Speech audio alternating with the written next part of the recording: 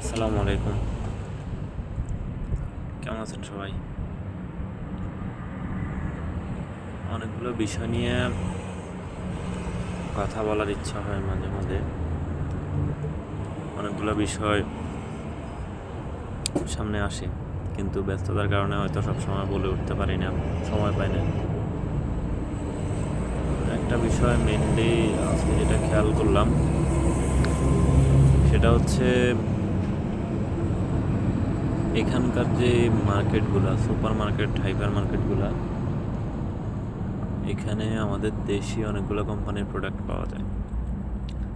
তার মধ্যে সবথেকে বেশি যেটা দেখলাম সেটা হচ্ছে প্রাণের প্রোডাক্ট পাওয়া যায়। তো প্রাণ কোম্পানির প্রোডাক্টের গায়ে খুবই দুঃখজনকভাবে খেয়াল করলাম the product made by India লেখা। তো আমি যতদূর জানি সেটা হচ্ছে প্রাণ হচ্ছে আমাদের দেশীয় একটি পণ্য। এটা আমাদের দেশ থেকে ইন্ডিয়াতে রপ্তানি হয়, নেপাল বা অন্য অন্য দেশেও রপ্তানি হয়। এইখানে এই যে মেড বাই ইন্ডিয়া লেখাটা, এটা দুইটা কারণ হতে পারে। একটা কারণ হচ্ছে হয়তো আমাদের দেশ থেকে প্রোডাক্টটা ইন্ডিয়াতে রপ্তানি হওয়ার পরে তারা এটা কোয়ালিটি কন্ট্রোল করে এইসব দেশে বা উন্নত বিশ্বে সাপ্লাই করে। আর আরেকটা কারণ হতে পারে সেটা আমাদের প্রাণের ব্র্যান্ডিংকে কাজে লাগিয়ে তারা এগুলা রপ্তানি করে। ওই চান্সটা খুবই কম আসলে। ইন্টারন্যাশনাল মার্কেটে একটা কোম্পানির এরকম ব্র্যান্ড কাজে লাগানো পসিবল না। মেবি প্রথম কারণটা হইতে পারে, অথবা হয়তো আমি জানি না, এমনও হতে পারে যে প্রাণের প্রোডাক্ট হয়তো বা ইন্ডিয়াতেও কোম্পানি, হয়তো বা ইন্ডিয়াতেও তাদের ফ্যাক্টরি আছে বা ওইখান থেকে হচ্ছে এটা উৎপাদন হয় এবং এদিকে রপ্তানি হয় আর কি। তো এই বিষয়টা আমাদের গভর্নমেন্টের উচিত, যদিও তারা জানে কিনা আমি জানি না বিষয়টা, বা তাদের নজরে এসেছে কিনা, বা প্রাণ কোম্পানি যদি আমাদের দেশীয় হয় প্রাণ, তাহলে উচিত হবে এই প্রোডাক্টগুলো আমাদের মেড ইন বাংলাদেশ দিয়ে সাপ্লাই করা, অথবা বাংলাদেশি প্রোডাক্ট যদি আসে তাহলে আরও ভালো লাগবে। রপ্তানিটা বাংলাদেশ থেকে হলে আমরা ফরেন কারেন্সি পাবো, রপ্তানি আয় বাড়বে আমাদের। যাই হোক, আলহামদুলিল্লাহ এখানে অলমোস্ট আজকে হচ্ছে আমি 18 দিন পার করলাম এই দেশে, কাতারে। এখানে অনেকগুলো বিষয় খেয়াল করি আমি, ছোটো ছোটো এগুলা খেয়াল করি। কারণ হচ্ছে আমি এগুলা হচ্ছে শেয়ার করতে চাই সবার সাথে, যাতে করে বিশেষ করে যে শিক্ষণীয় বিষয়গুলো, একটা মানুষ রিজিকের সন্ধানে জীবিকার তাগিদে প্রবাসে আসে, সে যাতে একটা ভালো সাজেশন নিয়ে আসতে পারে, ওই উদ্দেশ্যে হচ্ছে আমি কথা বলার চেষ্টা করি। এখানে অনেকে অনেক রকম মন্তব্য করেন, অনেকে অনেক কিছু জানতে চান, আবার অনেকেই হচ্ছে বিষয়টাকে হাস্যরসাত্মক হিসেবে নেয় আর কি। আসলে যে যাই বলুক, আমার উদ্দেশ্য হচ্ছে বাস্তবসম্মত, এবং আমি আমার জায়গা থেকে আমার যে নিয়ত, ওই নিয়তটা হচ্ছে যাতে আমার আশেপাশে বা যারা আমার সাথে কানেক্টেড তারা যাতে একটা সাজেশন পায়, বা একটা মোটামুটি সিদ্ধান্ত নেওয়ার ক্ষেত্রে একটু যাতে সুবিধা হয় আর কি। এই জন্য এখানে আমি যে বিষয়টা মেইনলি খেয়াল করলাম সেটা হচ্ছে আমি আমার আগের ভিডিওতে যে জিনিসগুলো বলেছি যে দক্ষতা অর্জন করে প্র্যাকটিক্যাল নলেজ নিয়ে হচ্ছে আসার জন্য যে দেশে যান, তো এইখানে আরেকটা বিষয় আছে, সেটা হচ্ছে আপনাকে যে কোনো বিষয়ে দক্ষতা অর্জন করার জন্য বা যে কোনো বিষয় শেখার জন্য আপনাকে একেবারে 2 4 5 বছর 10 বছর অপেক্ষা করার কোনো প্রয়োজন নেই। আপনি একটা বিষয় যদি শিখেন, প্রপারলি যদি ওই বিষয়টা শিখতে পারেন, সেটা 1 সপ্তাহে হইতে পারে, 1 মাসে হইতে পারে, 6 মাসে হইতে পারে, জাস্ট বিষয়টা শিখে আসেন। যে কোনো বিষয়। আজকে একটা ছেলেকে নিয়ে কিছুক্ষণ পর আমরা এক জায়গায় যাব। ছেলেটা দীর্ঘদিন যাবৎ আমাদের ওইখানে একটা মানে ওয়ার্কশপে কাজ করেছে, ওয়েল্ডিং করেছে বা ওয়ার্কশপে যে হার্ডওয়ার্কগুলো ওইগুলো করেছে। তো আজকে ওকে নিয়ে যাব। ওনারা হচ্ছে মেনলি যে জিনিসটা করতে দেবে সেটা হচ্ছে ওকে হয়তো একটা ওয়েল্ডার দিবে, ওইটা পাওয়ার সেট করতে বলবে, এরপরে বলবে যে ওয়েল্ডিং করতে। 1-2 ওয়েল্ডিং করলে হচ্ছে হয়তো তার সিলেকশন হয়ে যাবে। তো মোটামুটি ভালো একটা স্যালারি পাবে, যেমন মেবি আই থিঙ্ক আর কি, আমি জানি না, মেবি হচ্ছে 2000 থেকে 2200 কাতারি রিয়াল কিউএআর পাইতে পারে। থাকার ব্যবস্থা দিবে কোম্পানি, খাওয়ার ব্যবস্থা দিবে। তো 2200 কিউএআর বাংলাদেশি টাকায় অলমোস্ট 70,000 টাকার কাছাকাছি, 70,000 বা 70,000 প্লাস।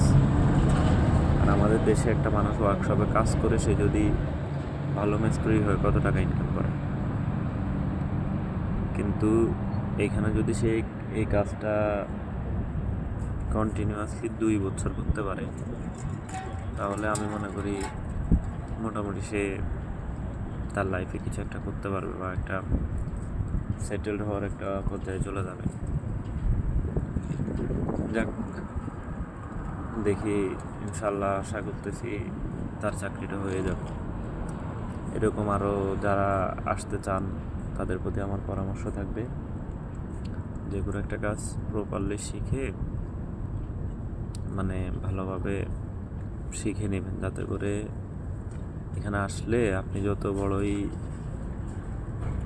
দক্ষতা অর্জন করে আসেন না কেন, ওনারা টেস্ট করা ছাড়া আপনাকে কোনো কাজ দিবে না। তা আপনি শিখে আসেন, দক্ষতা এখান থেকে অর্জন করেন, শিখে আইসা যাতে যেটা করতে বলে ওইটা করতে পারেন, এরকম কিছু একটা মানে যেটাই শিখবেন যাতে ওই বিষয়ে পুরোপুরি জ্ঞান অর্জন করতে পারেন, ওই রকম একটা ব্যবস্থা করে আসবেন। তাহলে কিছু একটা করতে বললে করতে পারবেন, দেখাইতে পারবেন, এরপরে কাজ করতে করতে দক্ষতা অটোমেটিক্যালি অর্জন হয়ে যাবে। একটা বিষয়ে দক্ষতা অর্জন করার জন্য 2 4 5 বছর সময় নষ্ট করার কোনো প্রয়োজন নেই।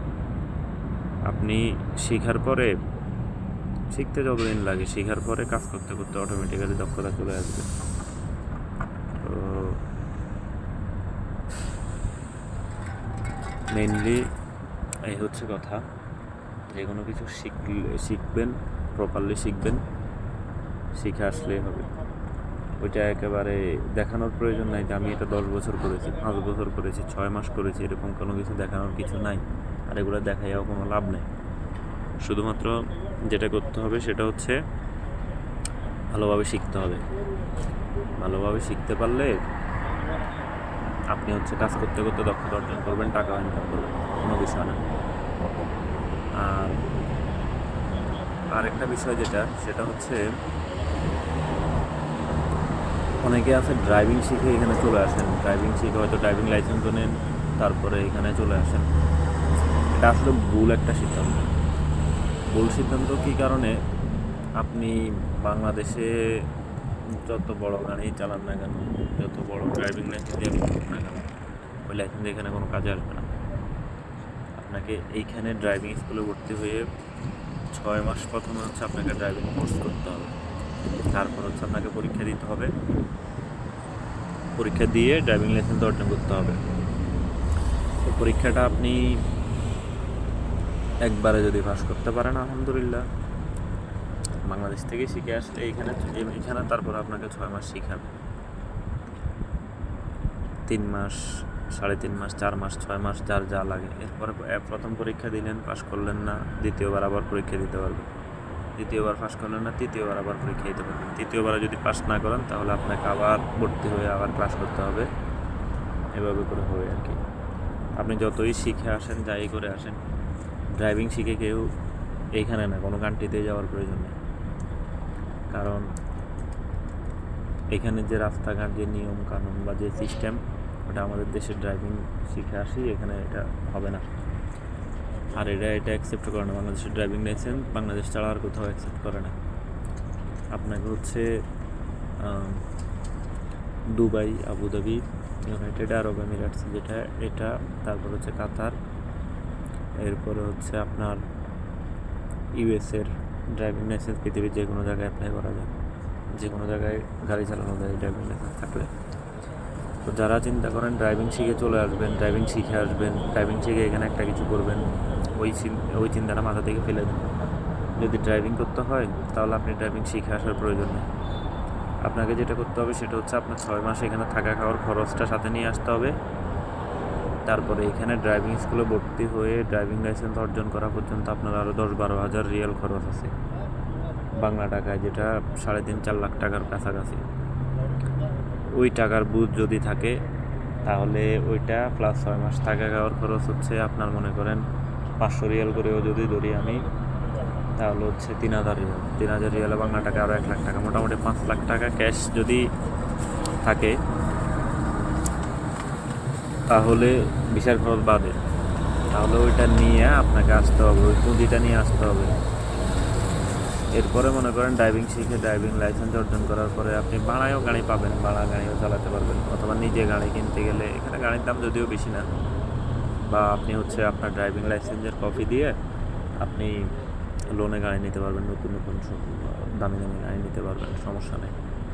লোন করে গভর্নমেন্ট গাড়ি দেয়, উবার আছে, লিমুজিন আছে, যে কোনো কোম্পানির মাধ্যমে চালাতে পারবেন, অথবা নিজে নিজে একটা আপনার হচ্ছে আরও কিছু কাগজপত্র দরকার হয়, একটা কোম্পানির আন্ডারে আপনাকে চালাইতে হবে। আপনি এখানে ওই যে ট্যাক্সি স্ট্যান্ড নাই যে আপনি ট্যাক্সি হিসেবে চালাবেন, যে কোনো একটা কোম্পানিতে আপনাকে এন্ট্রি হতে হবে, এরপরে হচ্ছে ওই কোম্পানির আন্ডারে আপনি চালাইতে পারবেন, অথবা হচ্ছে ওই কোম্পানির সাথে ওইভাবে কাগজপত্র করে নেবেন যে আপনি পার্সোনালি গাড়ি চালাবেন, ওরা আপনাকে কোনো রাইড দিবে না, ওদের রাইড আপনি চালাবেন না,